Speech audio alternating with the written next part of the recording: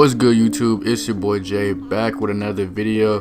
And if you like my videos, please subscribe, like, and share, tell your friends about me, and let's get ready for Division 2 when that comes out. But anyway, this video is an Outbreak video. I'm about to show y'all how to run through Dragon's Nest. This is not with the modifiers on, because I just randomly joined the group and they didn't seem to have the modifiers on. But the reason why I'm making this video is because I ran into a lot of groups and it just seemed like a lot of people didn't know how to run this raid, or whatever you want to call it. So I'm about to walk you guys through it, and that'll be that. So the first part is really easy. We just stay far in the back, and how I'm pressing up here, if you're running modifiers, you do not want to be up that close, because the NPCs being close to you, they will do a lot of damage over time on top of the damage that they're doing when they shoot you. So what I'm doing right here, you definitely will not want to do that, because you will get shredded, you will get melted. But that's one part people typically do not have a problem with. This is another part people don't have a problem with, kind of, to an extent. So this part, you most likely will want to be all together as a group. You would definitely want to have a healer for when the 4 horsemen come out, but for right now this is fine. As you can see, I'm easily shredding the NPCs. All you do, you pretty much kill all the NPCs until it signifies you that the 4 horsemen are about to come out. It used to be this glitch where, well, not really glitch, where it used to be this thing where the 4 horsemen would drop gear and then you would just like reset it. You wouldn't even complete the whole raid, but that is long gone. You can't do that anymore. But anyway, so yeah, how I'm setting up here and like how everybody is getting like really close to the NPCs, you would not do that if you have the modifiers active, because I repeat, you will get shredded. It doesn't matter what build you're running. I probably would not run D3 if you're running modifiers, just for the simple fact that with D3 you kind of have to get close, and that's just going to give you more damage over time that you're going to be taking, and you're going to get shredded. So this is where it can be hard if you're running the modifiers. So as you see, I'm running pretty close to these NPCs. You definitely wouldn't want to do that, and they will keep charging for you. But an easy way to take care of this is you just have to be coordinated with your group. One person shoots for the head, the second person shoots for the head for the same boss, and that pretty much solves that problem right then and there. All it really takes is 2 people. Doesn't matter who the 2 is out of the group, just make sure those 2 people have the best accuracy. And if you don't miss any shots, it should take you at least about like 8 shots in total. Not just you, but that's including your partner. 8 shots in total to kill all 4 bosses, because it's an instant kill if it's another headshot right after you headshot them, or whoever headshots.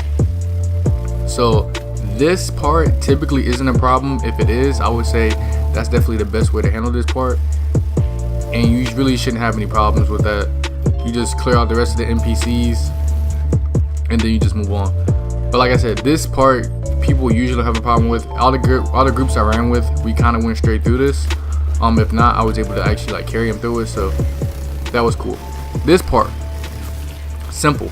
You don't have anybody that's really rushing you. You can kind of just take your time here. If you have a skill build, this is where it will really come in handy. Honestly, the skill build will come in handy this whole entire run, to be honest, just so you don't have to get close to NPCs. As you see, I got a little bit too cocky there. Probably shouldn't have been that close, but hey man, it is what it is. But yeah, this part, all you're doing is shredding NPCs. You're not really doing too much, and then you're going towards the last part. There's no special bosses, no special tricks, nothing. I would suggest that you don't use a super in here, because it's kind of pointless. It's unnecessary, because then you won't have it when you start the boss up, and that's where the majority of the problems come from. So now we're at the last part, and this is going to be like a brief description on what you're supposed to do. So the best ideal is to go straight for the switches right away. Now that's the biggest thing I can tell you, because in all the groups I went in, they will wait to grab the switches. And I understand that people may be returning back to the division, and they might have left and they didn't like necessarily run this, but you must, I repeat, you must grab the switches. The reason why you must grab the switches is because it doesn't say it on here, but this raid has like a time limit, and if you take too long, the APC or whatever you want to call it is going to shoot out green flames and it will insta kill you. It doesn't matter if you're at the very last switch or if you're at the very first switch, it will insta kill you, period. And you won't necessarily be able to tell until it's like too late. So I would say the best rule of thumb is just try to get out of here as fast as possible. Make sure you're setting your team up for success by hitting those switches, especially the first ones, like as soon as you drop down. That should be the first rule of thumb. Just go hit the switches and then kill the NPCs, because if you don't hit the switches and you try to mow down the NPCs, it will not work. The NPCs will just keep coming, and they'll keep coming, they'll keep coming, and then if you have the modifiers on top of that, you will eventually wipe. There's no way around it, because you got to deal with the flames, then you got to deal with NPCs charging and pushing you, and then you got to deal with being on a time limit to get to the switches in the first place. So it's just best to make that a priority, to be the first thing that you go for, even if it's NPCs out. Make it somewhere, make it some way where you have a box set up, or if it takes all 4 of you to go over there, just do it. One person cannot hit the switch, it takes 2 people. This is why you will never see me run this solo. I can run it solo all the way up until this last part, but this is where I would need somebody else to hit the other switch for me. So as you can see, me and my teammate, we're pretty good in terms of hitting the switches. We've been on cue for the first 2 switches, and I haven't need to say anything. I haven't even been on the mic, and it's been NPCs out. So now once it goes to survive the assault, then you start wiping out the NPCs. In the terms of when you have the modifier active, I think the best spot might be all the way in the back, where you started off at, behind that cover, or where we are right now in this corner. You can do both. I know when I was failing it with the other groups, because we wasn't hitting the switches. Like it wasn't because we wasn't strong enough. It was just because like we wasn't going to the switches right away. I feel like a lot of them was probably either new players, or they were just kind of like scared that they would like wipe. Because when I was going in here, I would go straight to the last boss. I wouldn't run the whole mission. I would just go into groups that would be straight at the last boss. So I think possibly they seen how much damage they were taking and they were scared to hit the switch. But it's worth it. Even if you die, just make sure you got a box down, or make sure someone has a recovery link, or you can even hit a survival link, or it's plenty of ways around it where it's worth it for you to hit the switch. But anyway, let me not drag this out. So yeah, you hit the switches, kill the NPCs. It's gonna be NPCs that spawn at the top, left, and right. As you see here, I got some on the right, and it's gonna also be some on the left, and they're gonna be shooting you. Occasionally they'll jump down and they'll start charging at you. It kind of all depends on how much damage you're doing. If you're doing a lot of damage, the chances of them jumping down is more slim to none than anything. Cause like bro, my turn is doing like 22k per shot. Like it's crazy.